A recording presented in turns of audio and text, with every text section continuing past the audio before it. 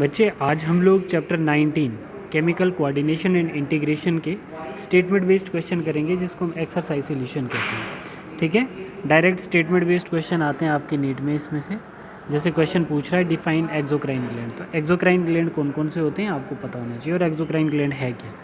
Exocrine gland जो है that discharge their secretion into duct are known as exocrine gland. जैसे हम लोग एग्जांपल दे सकते हैं एक्सोक्राइन ग्लैंड भी कौन सा हो सकता है हमारा, जो एक्सोक्राइन ग्लैंड जैसे हमारा क्या हो सकता है, पैराथायराइड ग्लैंड, सॉरी ये वाला सिलेवरी ग्लैंड जो है, ये क्या है हमारा सिलेवरी ग्लैंड, जो इसकी एग्जांपल है। सिलेवरी ग्लैंड जो है इसकी एग्जांपल है किसकी, एक्सोक्राइन ग्लैंड की। ठीक, दूसरा देखो एंडोक्राइन ग्लैंड कौन से होते हैं, gland that do not discharge their secretion into duct are known as endocrine. जिनके पास डक्ट होते हैं वो क्या होते हैं, जैसे रेविनस डक्ट होता है सिलेवरी ग्लैंड के पास।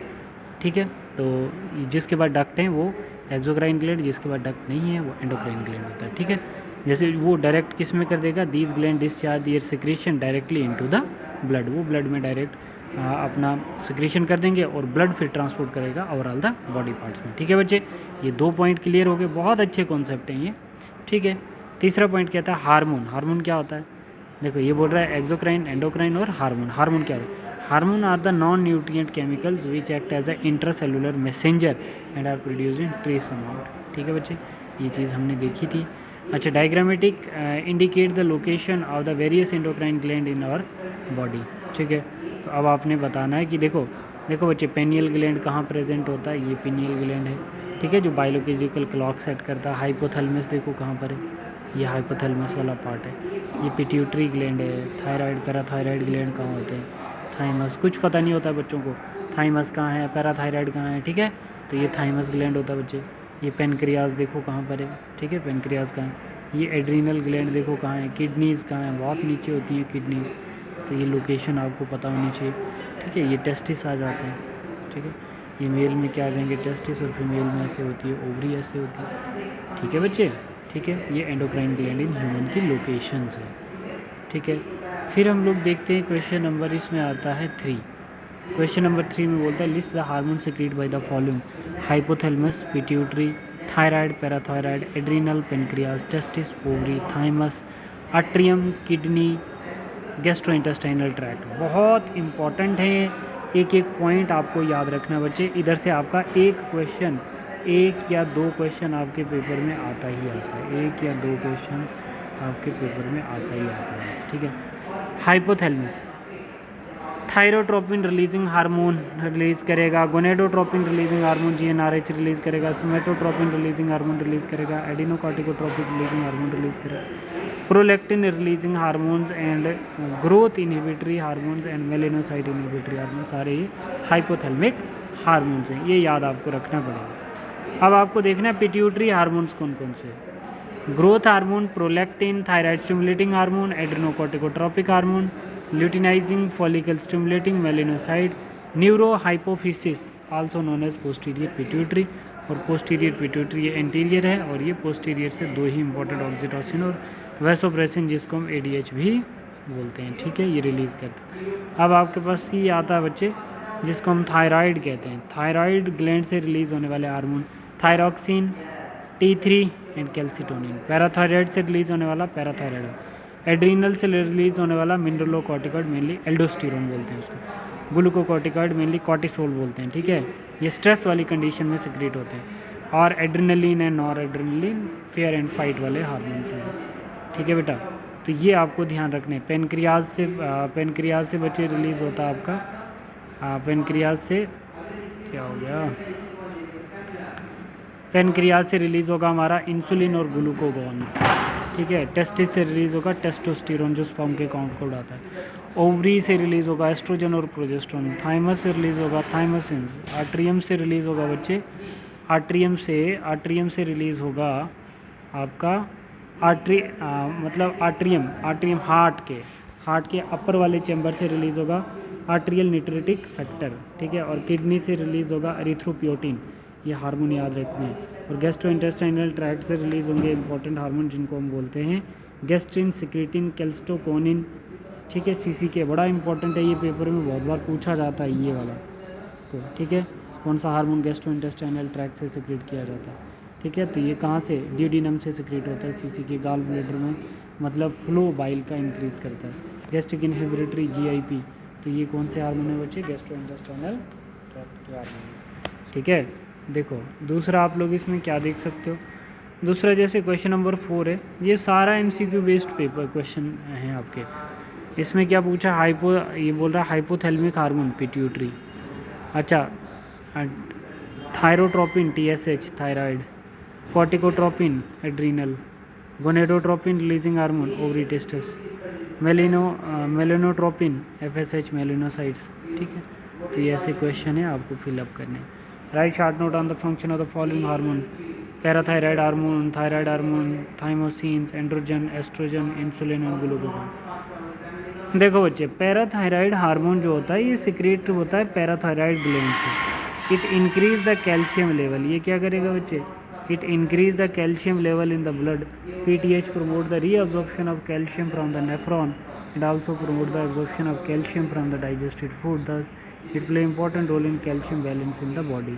तो याद रखना बच्चे, पैराथायराइड हार्मोन जो है पीटीएच जो है ये क्या करता है, CA2 पॉजिटिव को रेगुलेट करता है, क्या करता है, इसको रेगुलेट करेगा, ठीक है।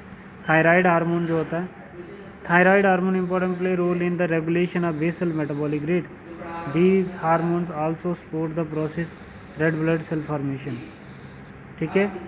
Thyroid hormone control the metabolism of carbohydrate, proteins and fat, ठीक है।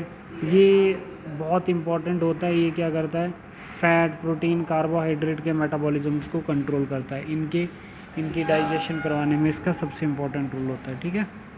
Electrolyte maintenance of water and electrolyte balance also influence the thyroid hormone, thyroid gland also secrete proteins, ठीक है बच्चे। और भी इसके जैसे थाइमोसिन है, थाइमोसिन को आप लोग याद कर सकते हो, थाइमोसिन क्या है, इसका क्या है, टी लिम्फोसाइट प्रोड्यूस करता है thymosin which provide cell mediated immunity. Thymosin जो होता है ये टी लिम्फोसाइट प्रोड्यूस करेगा और वो टी लिम्फोसाइट जो होता है सेल मीडिएटेड इम्यूनिटी प्रोवाइड करता है हमें, ठीक है। It is also promote production of antibodies to provide humoral immunity. Androgen क्या है, regulate the development and maturation and function of the male accessory sex organ like epididymis, vas deferens, seminal vesicle, prostate gland, urethra etcetera, ठीक है। Male sex organs को increase करेगा, grow करवाएगा।